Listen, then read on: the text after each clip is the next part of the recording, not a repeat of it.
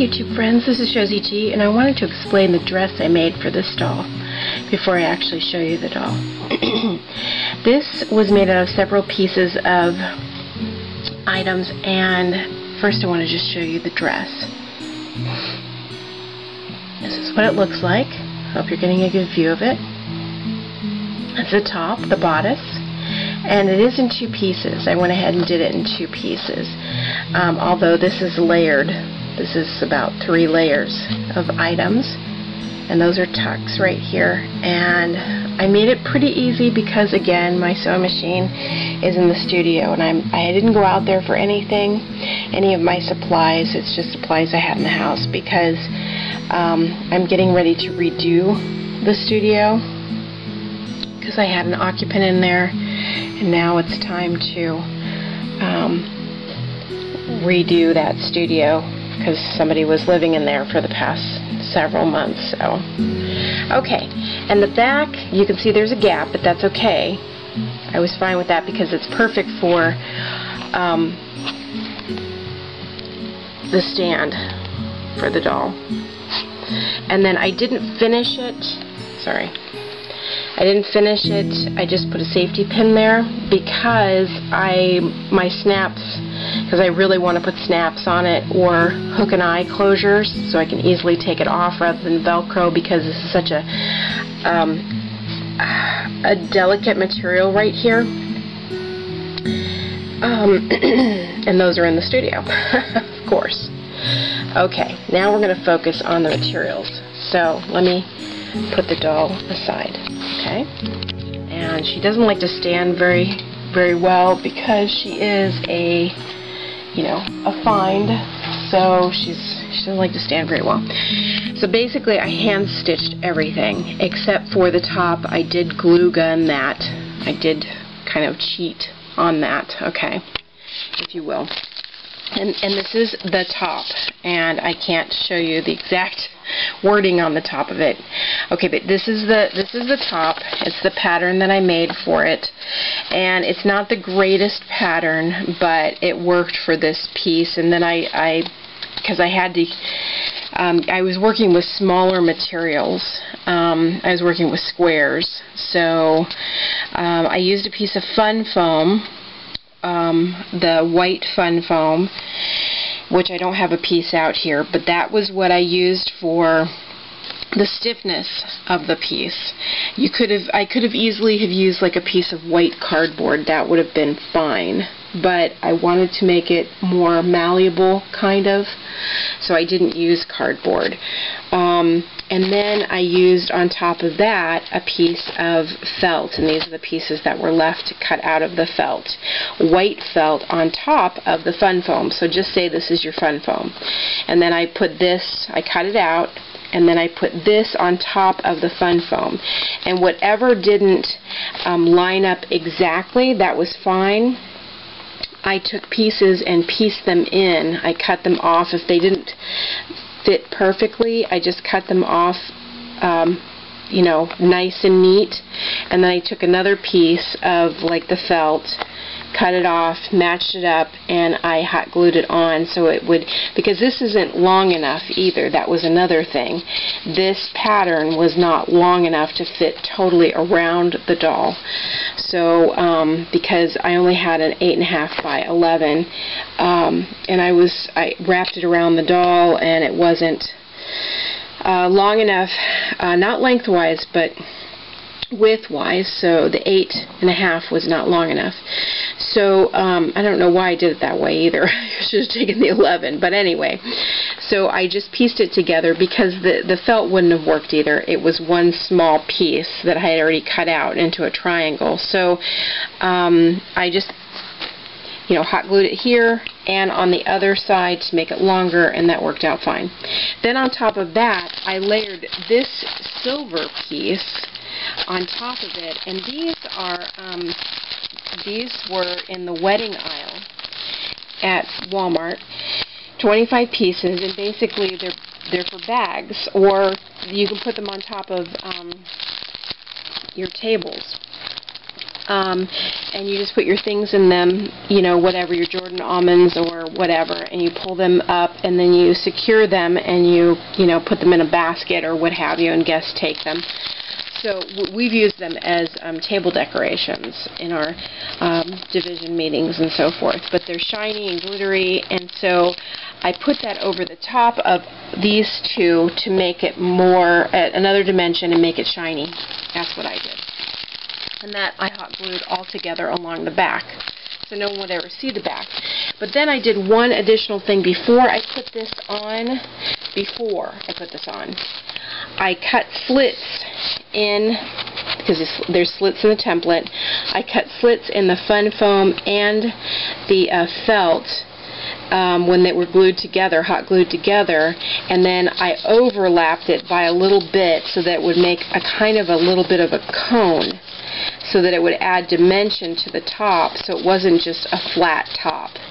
So it would add a little bit of, let me see if I can do this, oops, without you seeing who it's for. I can't, not one-handed. But it kind of added a little bit of dimension, as you saw, to the top. And let me see if I can do this really quick without, okay. Basically, I overlapped it like this, and like this. And then I glued it together, so it added this little bit of a cone, as you can see. See, it comes up a little bit, but with the fabrics, it's not pointy like that. It just adds a nice soft dimension to it that lends a little bit of, like I said, dimension. Okay, I'm repeating myself, sorry. Alright, so there's that. I'm trying to make this quick. Alright, so then the skirt. What I did is I took a piece of elastic, and this is kind of thick elastic, but I wanted it to be thicker because I knew it was going to hold a lot, okay? Because this stuff is really thick. It doesn't look like it, but it is really thick when you start to gather it. And I hand gathered this, and it's shiny, as you can tell, and it gets to be really cumbersome when you gather it. So what I did is I took a length of it, and then I hot glued along the edges because it frays really super easy. See, it's coming apart right here now. I don't know if you can see that, but it is. It's coming apart right there. See, there's pieces. Okay, so I took a long length of it. I folded it in half lengthwise. And what I should have done was I measured around the doll's waist. I did this the hard way. I had to start tacking it. I made my circle for the doll's waist, and I stitched it together, so I had a circle. And then I started, and I made it, you know, just so it fit just right. And then I started gathering it onto the circle, little by little. Gathering it, stitching it to the circle, gathering it, stitching it to the circle, gathering it, stitching it to the circle. It was very time consuming. It took me several episodes of Supernatural to do that. One of my shows that I'm watching right now again. So that was very cumbersome, but that added to the volume. That was fun.